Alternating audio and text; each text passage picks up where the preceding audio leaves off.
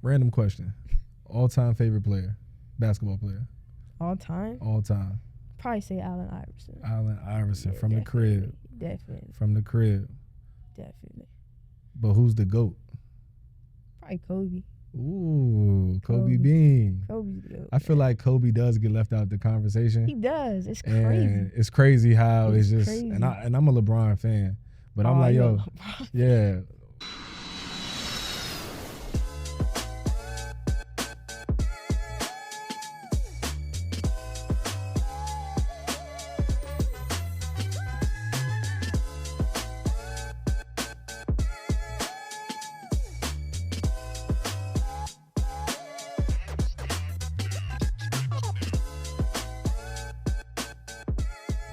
Yo, city on me, city on three. 1, 2, 3. What's up, world? We're here with another episode on the City Sports Show. I'm your host, Tommy Reamon. We have a very special guest in the house today.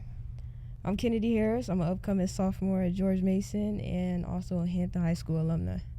I'm honored to have Kennedy on the show because I am a fan. I became a fan a couple years ago, just going to high school games, and I'm asking people like, yo, who is this girl out here slicing and dicing? Like, instantly, I'm like, yo, she's special. Thank you. I knew, I'm a former scout, so I knew it was college talent immediately. Even watching you in the All-Star game, you got MVP of the All-Star game. You went crazy. And just seeing your body of work over the years, it keeps getting better and better. So I'm honored to have you on the show today. Thank you. Thank you for having me. Absolutely. So let's take it back a couple years. Let's talk about growing up in the area. Have you always played basketball? I played soccer at first. Okay. That was my first sport that I loved. But then I put a basketball in my hands, and then after that, it just took off. Okay. Did you feel that you were naturally a soccer player or naturally a basketball player once you started, or did it just kind of organically happen? I feel like I was naturally a soccer player. I feel like basketball was a little bit more technical. I had to think the game a little bit more than soccer. I'm just over there kicking the ball up and down the field. Basketball just made me think more. It also changed my life, even when I was young. So it just gave me a head start in life that I didn't know I needed. When did you realize in basketball that you were special? When did it start to, get easy for you or slow down for you? Like, oh, I'm like that. I'll probably say my freshman year in high school. I feel like I played with a lot of talented girls, and I just felt like I can keep up with them. That I didn't know I really had that talent that everybody that was telling me, like, yeah, you're good, but I didn't have that confidence yet. So as soon as I did my first practice in high school, I was just like, oh, like, I can hang with these girls, like, I can make a name for myself here, like, I could be a star. So after that, it was on and rolling. You mentioned the word that I'm very big on, and that's confidence. Yeah. Because like you said, a lot of times people are telling us how good we are, but we still have to feel it. We have to see it ourselves to truly believe in it. Yeah. And once you get that confidence, that's a stain that's hard to wipe off. It was different. It kind of slacked a little bit. I'm coming in. This is a high level. I don't know these girls, but I know everybody in college can play. So I kind of was a little nervous, and I didn't walk around with that same confidence that I did in high school. But as I started playing and I started to realize, like I'm making a place for myself here. Mm-hmm. And I know that I could keep up with these people, or I'm even better than some of the people in college. So I just have to keep walking around with that mindset, like, yeah, you can step on the floor with anybody out here. Would you say it was more so just kind of being humble, knowing that you have to work, it's a new level, it's uncharted territory, versus knowing that you can still get a bucket? Like, I know you knew that with this ball I can get a bucket, but going to, like you said, a new team, I don't know these girls. They're older. Some you could be 18, but a senior could be 22. Yeah. It's kind of finding your role and just kind of being very humble from the beginning. Yeah. Because I it's hard to believe that you didn't think, I'm still a bucket out here. But ultimately, you wanted to prove it and show it on that level? Yeah, I think I definitely had to be humble because a lot of people, they've been there. They've been through the process. I'm just new here. I'm getting here. I have to fill out the program. I have to gain my trust from my teammates, all of that. So I felt like I had to kind of stay down before I could really come up and be like, well, I'm here to stay. I'm here to play. When did you realize that you can play on the college level? Was it when the scholarship came, or even before that you knew that the work that I'm putting in, I know I can play on the next level? I say even before the scholarships came, like I knew I was going D1. I mean, it's nothing wrong with D2, D3, but I knew that was my goal in life, to go D1 or even high D1, regardless. But I know I was going to be on the college level someday. Let's take it back to a high school rivalry, the Mitchville rivalry. Yeah, those games were epic. Like, it was talent on both sides. Mm-hmm. It was nail biters. Mm-hmm. It was like it was kind of like what we're seeing on the whole. It was the Caitlin Clark and it was kind of that. It was right here in our backyard. Yeah, it was special to see because usually it'd be the boys that kind of bring in a crowd like that. In our district, when y'all played, it was like, yo, you better get there early. You ain't gonna have nowhere to sit. Yeah. And like, it was just special to watch. So when you think back on that rivalry, what's some of the thoughts that come to mind? It was epic. Like, the preparation that we had was totally different from the other games. Like, I actually played with some of them in AAU when I was younger, so it was kind of like, I gotta win, you know what I'm saying? But other than that, I feel like it was harder even my last year because, you know, they caught us. They got 2-0, but it was hard to really implement that rivalry, like, amongst my teammates. You know, they're young.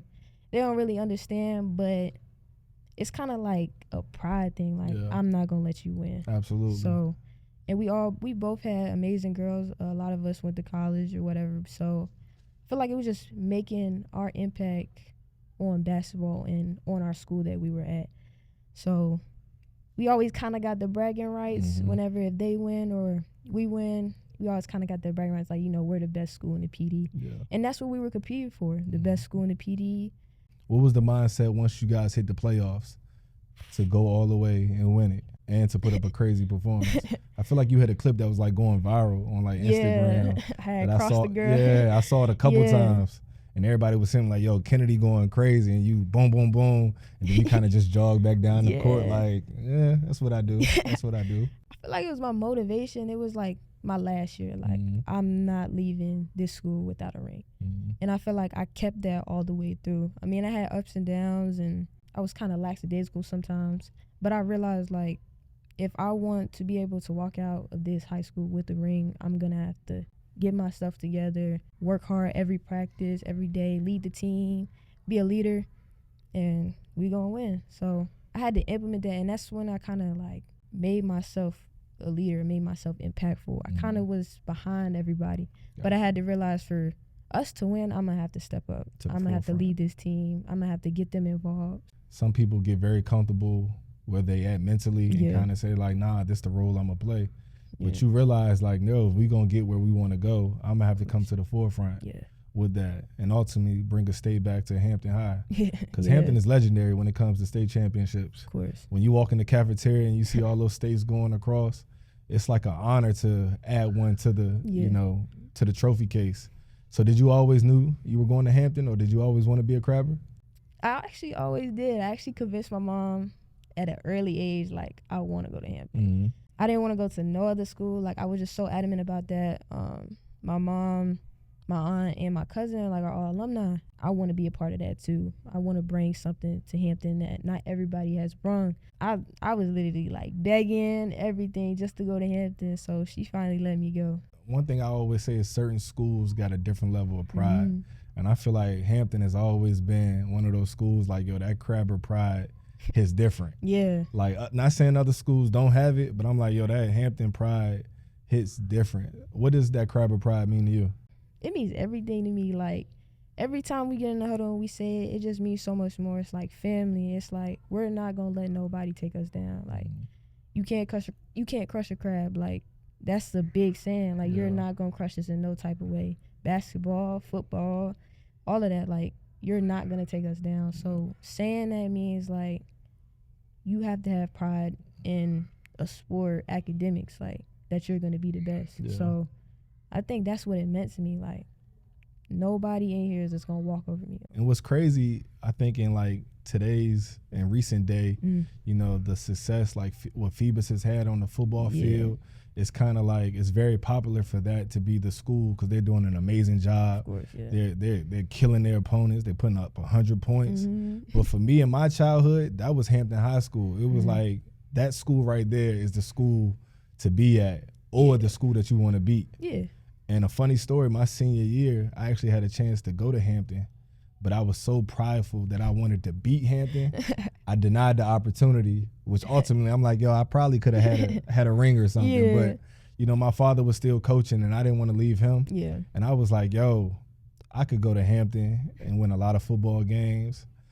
But growing up wanting to beat Hampton is a real thing too. And I'm like, nah, I'm good, Pops. I'm going to stay right where knowing that we probably won't going to beat them because I was at Gloucester, respectfully. And it ended up being a close game. But all in all, it was just like, yo, that red, black, and white just always hit different. You know what I mean? And some of my closest friends, you know, went to Hampton and played for the Crab. You know, I'm real close with Coach Trigg. So Hampton has always had a lot of love for me. So, you know, it's like a bittersweet because it's a rivalry. Yeah. But it's also you appreciate, you know, the history and the foundation that, you know, Hampton is built in the PD. Yeah. So you at George Mason. And you make the all-rookie team. Yeah. When did you, or if that thought crossed your mind during the season that I am a, you know, freshman that's standing out in this league? Did you realize that, or it kind of just happened? It kind of just happened. Like, I talked to you before about not even thinking that I was going to get as much playing time as I did this year. I was surprised about my role. You know, one of the top people coming off the bench and making an impact. We even had, like, I think the third most bench points, and I was a part of that. So it was just kind of crazy to be like I'm really making an impact just as a freshman. I was happy for myself. I mean, it was a goal for myself to do that, but I just thought I was going to have to dig a little deeper than I did. So once I already dug a little deeper, it was just like everything was just falling into place. Absolutely. So I felt like when I read the news or I heard the news, it didn't surprise me. Just knowing the caliber of player that you are and the person that you are. But I do realize it's not always what it looks like. Yeah. It's some moments that you had this season that you really had to dig deep and do some soul searching to find yourself. But all in all, we was like, yo, that's Kennedy doing what Kennedy do. Yeah. And so to hear you say that, it just kind of reminds me of the journey that as athletes that we take. It's not always, you know, the glam and glitter. Yeah, like you said, you came in very humble, not even thinking you were going to play a lot. Yeah. And I'm pretty sure the work ethic and the practice that you put in showed your teammates and the coach that you could contribute. Yeah, definitely. And then when you got your opportunity, Kennedy did what Kennedy do. Go out there, you know, and get a bucket.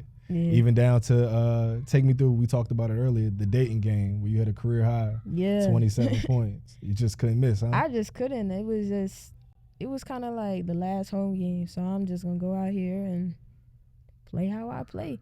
I mean, it was a little rough in the beginning, like a lot of us weren't scoring, so I just kind of just went out there and like, let's just do something. Like, let's win. Let's win this game in style.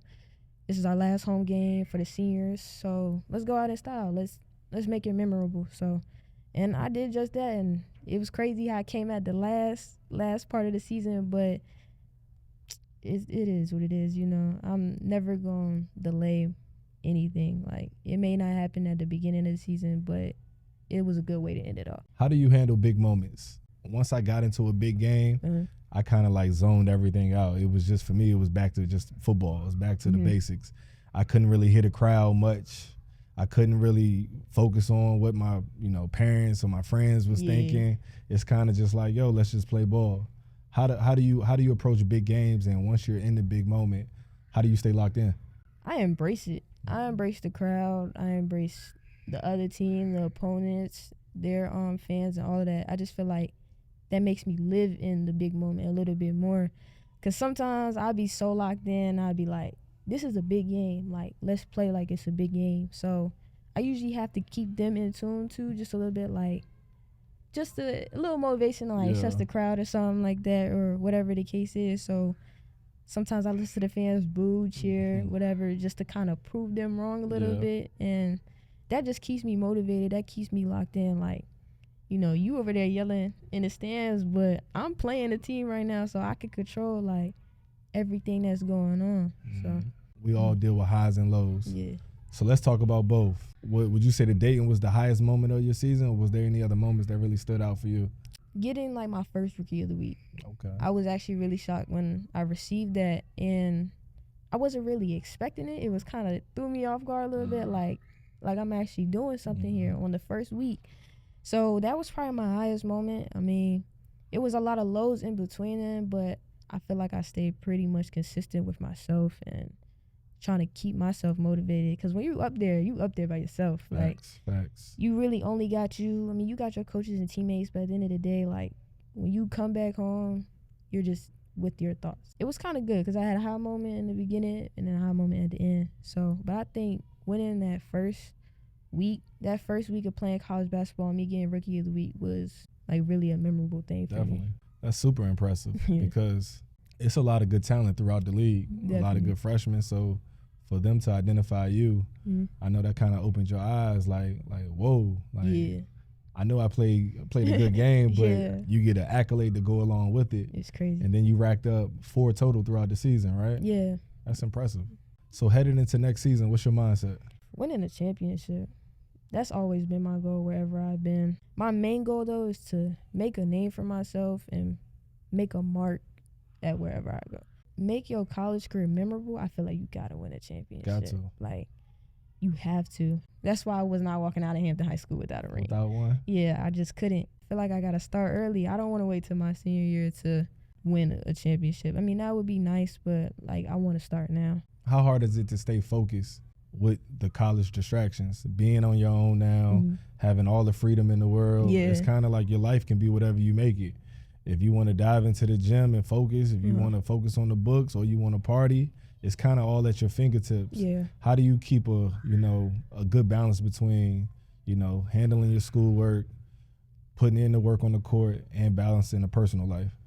I think it's about knowing your priorities. Like, I came in with the mindset, like, I'm focused on books and basketball just because of my goal in life, but you can get distracted. Sometimes you get distracted with the party and the hanging out, but I'm just not a people person. Like, you won't catch me outside. Yeah. You just won't. You'll catch me in the gym more than you'll catch me outside. So it's hard to stay locked in because, you got everybody on campus like, Kenny, just come and hang out with us. But it's like you really just got to make that decision. Like, no, like, I want to get better. Is partying going to help my goal in life? No. So it's not. So getting in the gym is what's going to help me. So you just kind of have to make those decisions. And it could be peer pressure sometimes.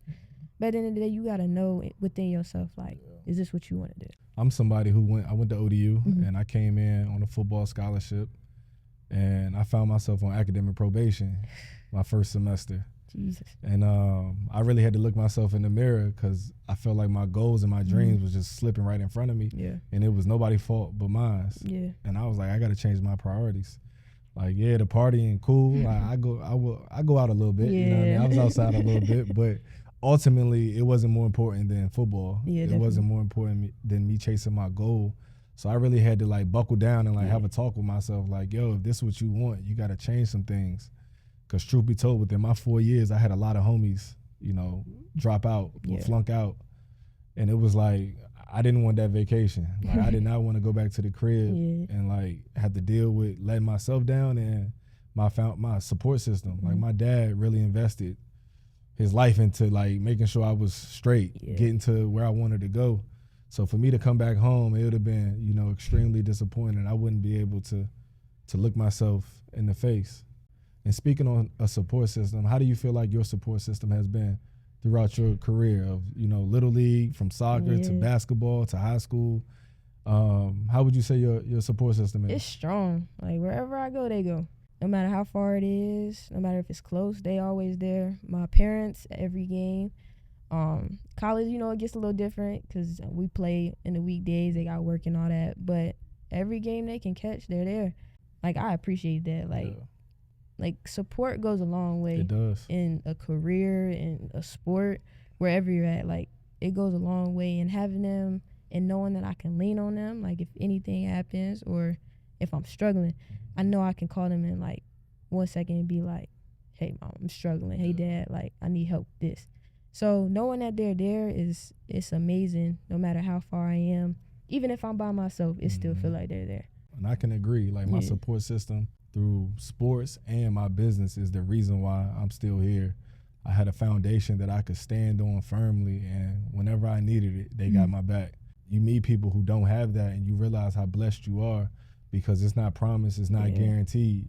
it's some people that would kill for the support system that some people have, and I realized I was blessed to have it. So all in all, like, man, shout out to the people that, you know, behind the scenes. Because ultimately, a lot of times we get the attention, but it be the support system is the reason why we can stand strongly. I feel like without them, none of this would happen. Facts. They sacrifice a lot. They put in money for this, time. Everybody sees, like, the big picture. Like, you know, she's getting all rookie team and she's doing this, that, the third. But I feel like nobody understands, like, the low moments of it. Like, you just see the big screen, everything that everybody kind of wants you to see. And I feel like the supporters are, like, the people who are there, like, when you're at your lowest. Yeah. Let's talk about women's basketball as a whole, because it's a bright spotlight on women's basketball right now. Yeah. I think it's amazing, especially for me, like, coming up in college basketball and all that. I think that attracts more fans, that gets more money and helps females make more money in the WNBA, because it's hard. Like, some females got to pick up second jobs. It's not as easy as on the men's side, where if you don't get drafted, you got, like, a backup plan. Like, in women's basketball, if you don't get drafted or cut, it's like you back to square one. Yeah. So I feel like it's a step in the right direction with, you know, Kayla Clark, Angel Reese, all the big time females that are helping us out. It's a step in the direction. Like, it's just gonna help fuel the fire for women's basketball to keep going and to keep growing. I love the attention. I think what Caitlin and Angel is doing is phenomenal.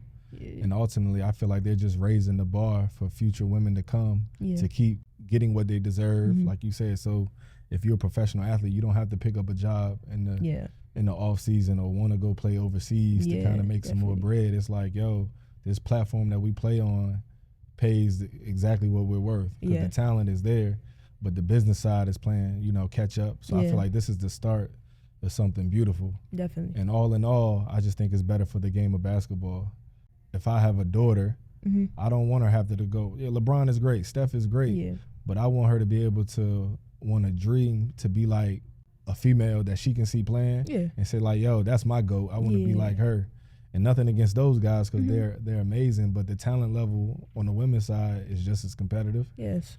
If not better sometimes. An unbiased opinion, for my all-star game, I had a girls game and a boys game. The girls' game was way more competitive than the boys' game. It came down to the wire. Like, it was like the highlight of the day. And then people came to me like, yo, next year, make the boys play first. And then the girls play second. And I didn't do the game the following year, but I really was thinking about it.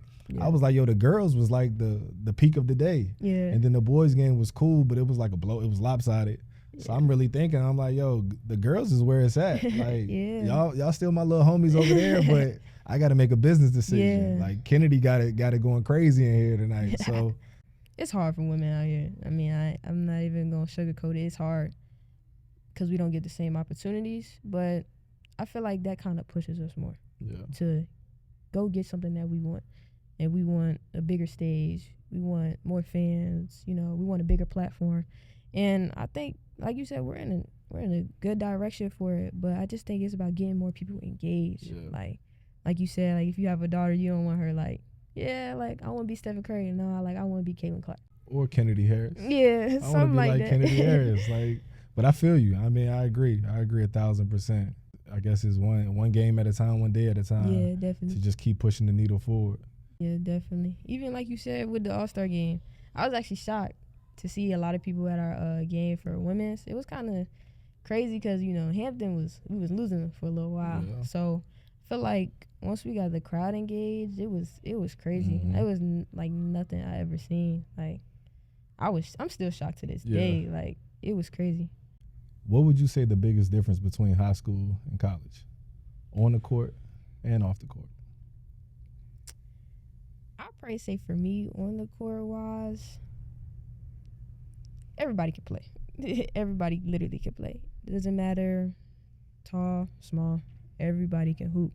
Everybody can get a bucket, just in different forms. Like, some people prefer layups over shots. Like, it's different. But coming from my high school, and, you know, you don't really have that same competition as you do in college. It was kind of a jump. Like, every game I got to bring it. Every game I can't take lightly.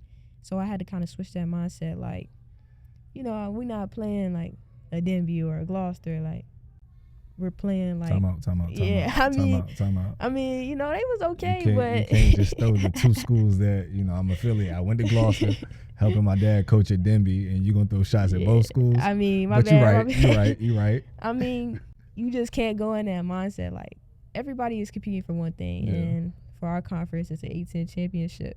So you can have upsets every single day. You just never know because you play these teams so much. It's like, well, I know what you're going to do, so now we got to fix that. Like, it's scouting now. Like, we ain't scout no teams in high school. Yeah. We just come in, we play, and we do what we do. But now it's more technical. Like, I got to look at what this player is doing. I got to see if she has a certain tendency. So it's all about that.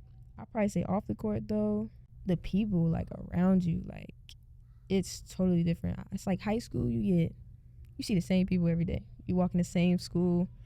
But I feel like when you get to college, it's like, oh, I never seen you before, but, you know, I seen you play on the basketball team. Like, you just meet new people kind of every day in your classes, or they'll follow you and be like, hey, I want to come to a game, and I seen you, and all of that. So it's totally different support, I feel like, for off the court.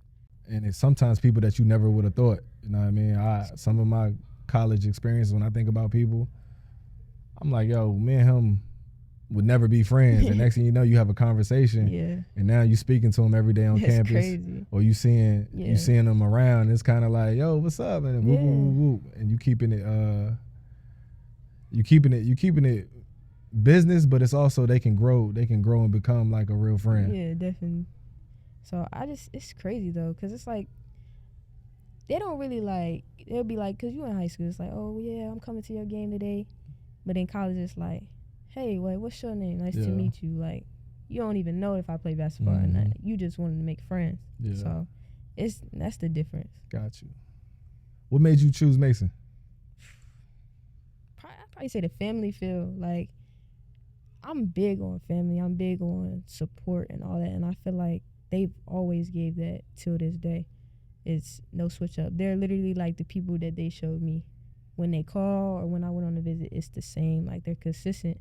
And I'm a type of person, I love consistent people. Like, you're the same person every single day I see you.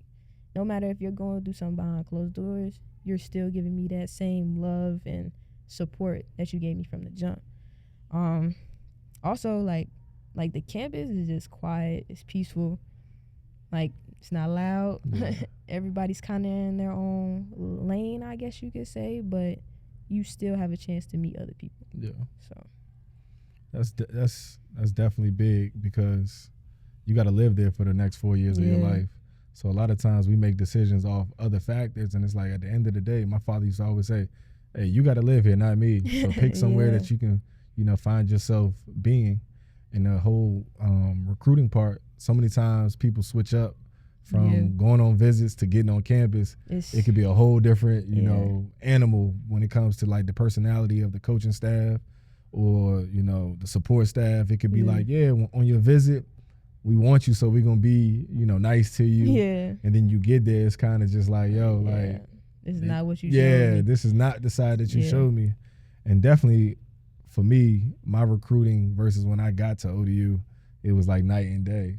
I instantly realized, like, oh, this is a business. Yeah. Because that whole, like, Tommy, we love you that was long gone. Yeah. It was like, I don't know what I did, but I did something, and they was on me. And I was just like, yo, but, you know, you can either get with it or get lost. Like, real talk. Right. You got to learn, like, okay, this is a business now. Like, these are jobs that they have that they trying to keep, and they going to try to keep it by any means necessary. Definitely. So they not going to let me, a young freshman, come in, ruin that and throw them off. So all in all, it was like, it definitely woke me up. You know, it woke me up to, like, college is a business, you know, on the court or on the field and off. Because ultimately, it's me having to navigate and figure things out. Yeah, definitely. I feel like you got to play your role. Like, they brought you in for a reason. And if you not exceeding that, then next person up. Next person up. So I feel like your position is always up for grabs. Yeah. So I feel like you always gotta have that chip on your shoulder. Like, anybody in here, you're not taking my spot. Facts. Like, you just have to have that. I mean, we're teammates and all, but it's also a business. Like, everybody wants to play. Everybody probably wants to start, but you want to be able to get on the floor. So for you to do that, you have to have the mindset. Like, Definitely. Yeah, I gotta come definitely. out here and do what I'm supposed to do. That's a fact. Yeah. Because next person up is a real thing. Yeah. So if you can't get it done, they're gonna find somebody Definitely. who will. Real quick. My coach used to always tell that to us, like, yo, if y'all can't get right, it's my job to find somebody else who can. And nobody's gonna feel sorry for you. At all. Like, you gotta toughen up. And sometimes you're gonna be hit with some unfair circumstances, but it is what it is. Yeah. It's like, what you gonna do about it? Definitely. You gonna cry about it, or you gonna keep working? Yeah, you gonna keep Yeah. working. Like, get in the gym, Yeah. get back on the field. And once you adapt that mindset, I feel like it does get easier. Yeah. Because now you know I got to roll with the punches, good or bad. Mm-hmm. Because crying about it never going to make the situation better. Yeah. It's not. I feel like I learned that at an early age too. Like in AAU, like I had my spot taken, and I kind of knew I was a little bit competitive more than like most people are, just because it's like I was in the gym every day. Yeah. Every day I was with my dad. Like, Dad, let's go to the gym. Like, this girl just took my spot. So I think it's that competitiveness also, not wanting to be beat. Like, it's times like you said, it's gonna be different circumstances, but it's like, what are you gonna do with it? Yeah. Are you just gonna be like, well, I quit, I'm done? But nah, that's not my mentality. Like, I'm gonna get my spot back. That All-Star game, I don't know, I ain't gonna lie, it helped me out too. Yeah. It did. It made my name bigger than what it was. You was definitely buzzing. You was and buzzing. I appreciate that, because you Yeah. brought something to the city that nobody has For ever sure. done. Thank you. Like- Thank you. Spent a lot of money on that game too. So, and I don't do it for the accolades. I do it for like moments like this. Yeah. And this your first time even sharing that with me. So thank you. But I just want to give, a platform to people who may need it or don't need it. But all in all, it's positive. It's going to impact. It's good competition. And I just like seeing kids, go after a dream. South City on my chest. City on my chest. City on my chest. City on my chest. Hometown hero.